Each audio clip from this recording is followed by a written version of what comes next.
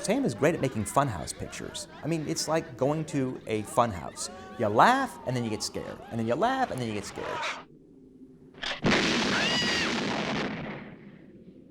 Evil Dead 2 really seems to have shown that it has legs. That's the movie that broke the boundaries.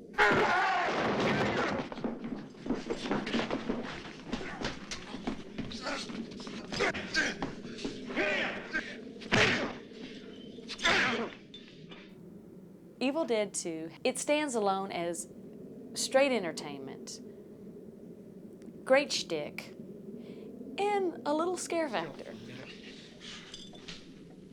You know this son of a bitch! I never knew it would have this kind of a cultural impact, and it certainly does. We'll throw him in there. Evil Dead 2 represented going back to our comfort spot. And we also were better filmmakers at that point. So it was actually not a horrible experience. I hope you rot down there.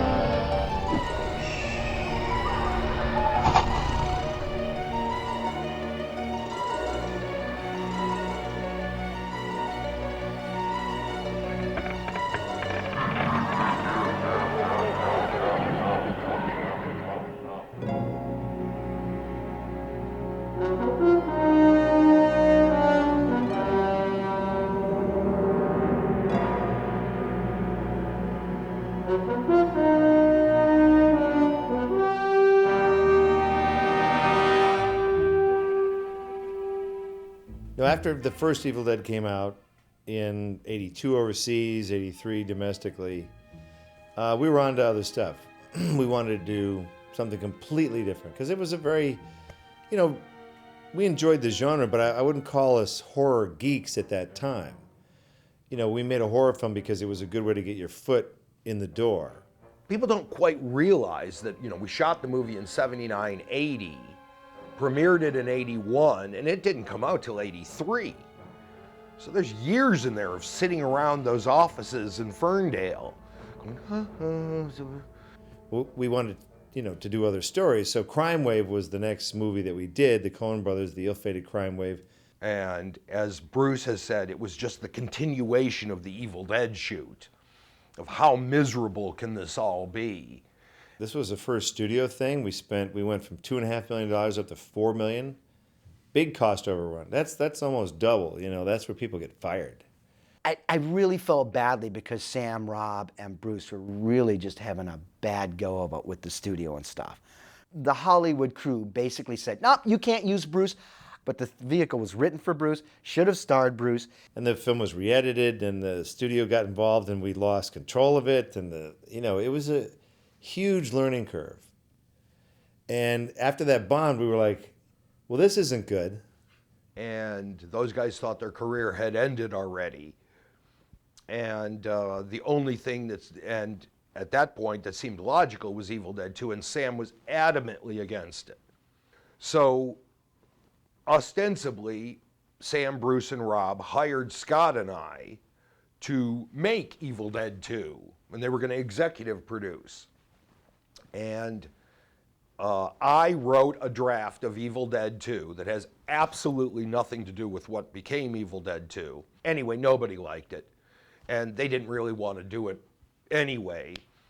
And when it looked like they were not going to get another movie, they were able to get to Dino De Laurentiis and pitch him the idea of Evil Dead 2, and he went for it.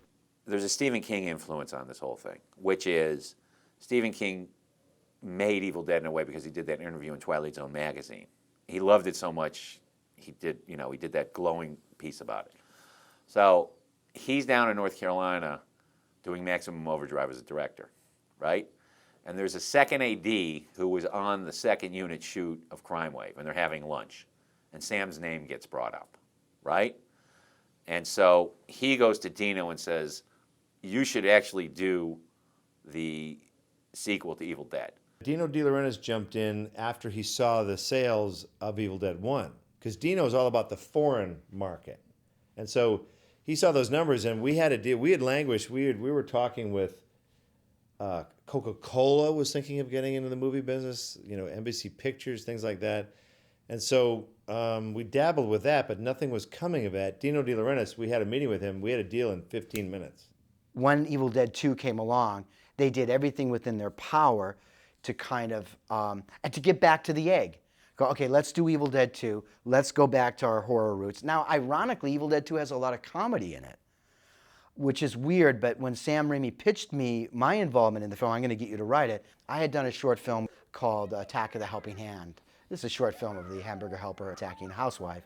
But in that, Sam Raimi plays the milkman, and the helping hand's all over the place. Of course, it gives her the finger. It was really cool. Sam goes, I'm going to take that short. It's going to be Attack of the Helping Hand meets Evil Dead. And I go, oh, I totally get the movie you're making. Okay, cool. Those guys were great together. We basically hear them just laughing down at the end of the hallway. We had an office in Ferndale, Michigan, former dentist's office. And we knew that these guys got so distracted so easily, we had to sequester them and try and keep the gags away and the props and the sight gags, and it didn't matter. We would just hear laughter, laughter, laughter. We're like, Rob Tapert and I were like, are those guys writing? Are they writing anything? It just took the script into an inventive place, and Scott also has a very demented sense of humor and very gaggy sense of humor. So you'd get this combination of raw horror and raw gags. So what's this place like? Well, it's a little run down, but it's right up in the mountains. The tricky thing with, you know, sequels that were never planned, they were never planned. So you don't know how to tie these together. You know, we didn't know we were going to do another Evil Dead. Had no idea whatsoever. See, the problem with 2 was everybody's dead in the first one, so how do you get them back? How do you get another group of people back? You know, so I think we have to resurrect Ash, even though he's killed in the first Evil Dead. He's dead. The evil entity got him. So we decided he'd just beat him up a little bit. But we couldn't reuse the footage, so that was really frustrating to do a recap on that. So it was re-envisioned and recreated in that sense. We couldn't get the rights to the footage from Evil Dead for Evil Dead 2. It was 2 different companies. And they were like, well, let's just pretend that the first one didn't happen. The funny thing is that because of the way the recap went, people thought that Ash was stupid enough to go back to the cabin with new friends. There were budget considerations, because I was the one that wanted to take it out of the cabin. Just to be different, you know? Anyway, things change and everything, but you know, you try to do it, but Rob and Bruce were like, keep it in the house. But we had to figure it out. We cast people right away. We wanted to shoot somewhere that was warm. We found a place that was really warm, Wadesboro, North Carolina. Because the year before, The Color Purple had been there. So there had been a precedent for a movie shot. So that's why we ended up down there. And we had to deal with the small town politics of rural America. You know, you just dealt with Spielberg. That's the Cadillac. We're like a Chevy Vega, like a Chevy Nova. So we can't pay this much and this. So we had to make all kinds of deals with that. And then we found out that before we started shooting the movie, it was already in profit. They had made a sale to HBO, and they sold to Foreign, where Rob Tapert came on the set specifically one day and went, well, we're in profit. It put us beyond the budget that we had. And we really wanted to fix the production problems that we had on Crime Wave. And then I think after the second one did well, I'm sure there were other miserable failures, and we decided to go to Army of Darkness.